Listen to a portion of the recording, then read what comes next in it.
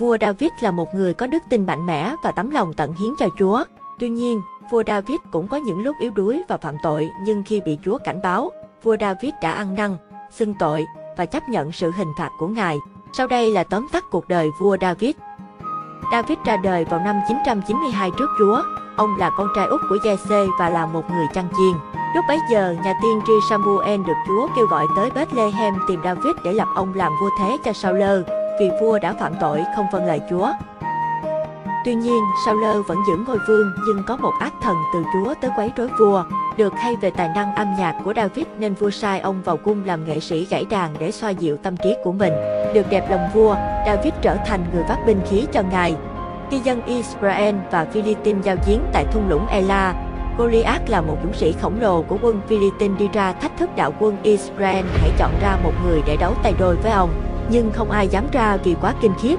Trong lúc đó, David đem lương thực tới cho các anh và tuyên bố với mọi người ông có thể đánh bại Goliath. Ông không cần áo giáp và chỉ mang theo một cây gậy, một cái ná và 5 viên sỏi láng nơi suối để tham chiến.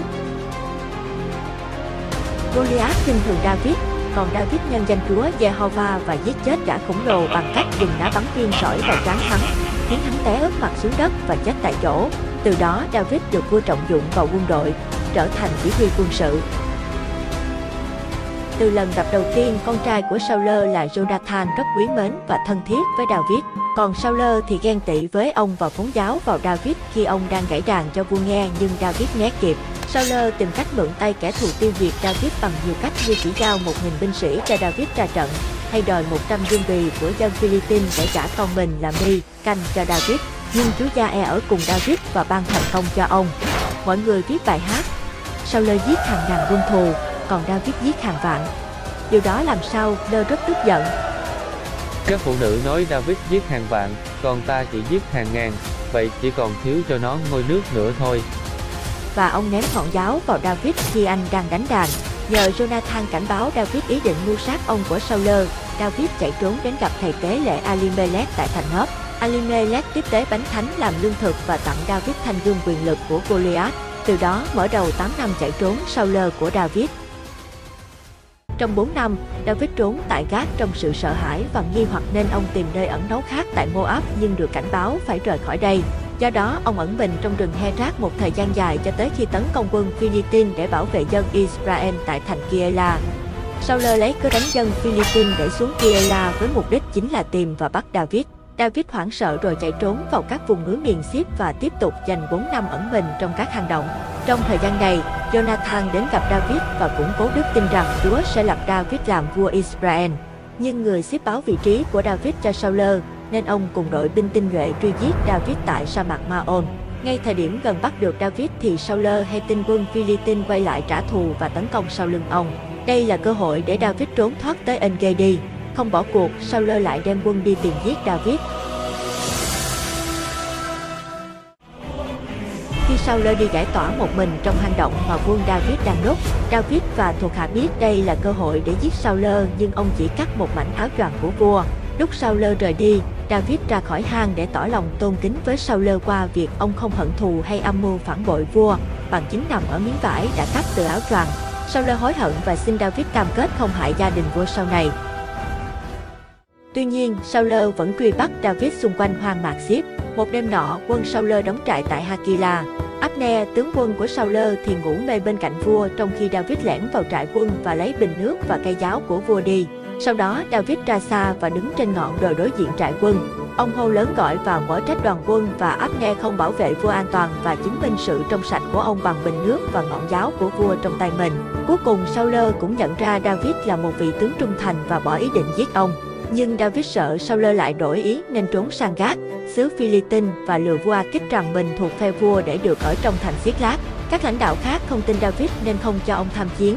Vua A-kích yêu cầu ông quay lại bảo vệ thành Xiết-lát, nhưng khi trở về, ông phát hiện thành Xiết-lát đã bị phá hủy bởi dân Amalek và tất cả vợ con của mọi người đều bị bắt đi. Với sự cho phép từ Chúa, ông đuổi theo và bắt kịp người Amalek và giải cứu tất cả tù binh, đồng thời trả lại các chiến lợi phẩm cho người Philippines mà quân Amalek đã cướp.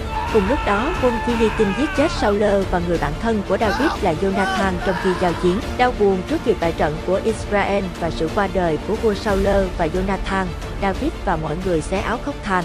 Có một người tới báo với David rằng mình đã giết vua Saul để lập công, nhưng David chém chết người đó. Sau đó, cuộc nội chiến giữa nhà Saul và David diễn ra. Phần lớn dân Israel đều trung thành với Saul, chỉ có nhà Judah theo phe David. Cho đến khi Abner, tổng tư lệnh của vua Saul, bị giết bởi Joab và người kế tự của Saul là Eph-bô-sét bị ám sát khi ngủ, thì David mới chính thức lên ngôi vua Israel. Tuy nhiên, ông giết chết những kẻ ám sát Eph-bô-sét và nguyền rủa Joab dù đây là cận thần của ông.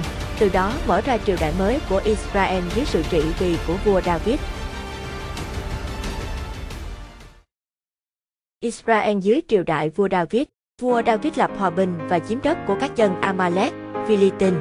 Ông lập kinh thành tại Jerusalem, nơi này còn được gọi là thành David, và rước hòm giao ước của Chúa vào thành. David dự định xây cho Chúa Giê-hô-va một đền thờ, nhưng tiên tri Nathan cấm David thực hiện điều này và phán Chúa sẽ chọn một trong các con trai David để xây đền thờ. Thay vào đó, Chúa hứa sẽ giúp ông xây dựng một vương quốc vĩ đại và luôn có người ngồi trên ngôi vua mãi mãi. Nhà Saul vẫn còn một người con trai bị què chân tên Mephi-bô-sét. David thực hiện lời hứa của mình với Jonathan bằng cách tiếp rước Mephi-bô-sét vào cung và được phép ngồi ăn cùng bàn với mình suốt đời. Vua David phạm tội.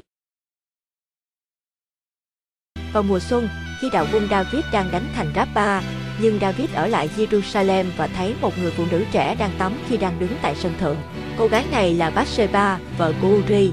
Ông triệu hồi cô tới và khiến nàng mang thai, nhưng không cưới nàng vì sợ những lời đàm tiếu. Do vậy, ông đặt Uri ngay tiền tuyến của trận chiến để bị giặc giết chết như vua Saul đã làm với mình. Chuyện này bị tiên tri Nathan vạch trần và phán rằng Chúa sẽ trừng phạt vua David qua các con trai của ông. Sự trừng phạt này được thực thi khi Chúa giết con trai đầu lòng của David và Bathsheba. Cái đó, con trưởng nam của David là Absalom bị thôi thúc bởi lòng hận thù đã giết chết em trai mình là Amnon vì đã cưỡng hiếp em gái ông. Vì lòng tham muốn quyền lực, Absalom mở cuộc đảo chính nhưng thất bại và chạy trốn vào rừng, nhưng bị Joab giết chết. Vua David kiêu ngạo và phạm tội kiểm tra dân số.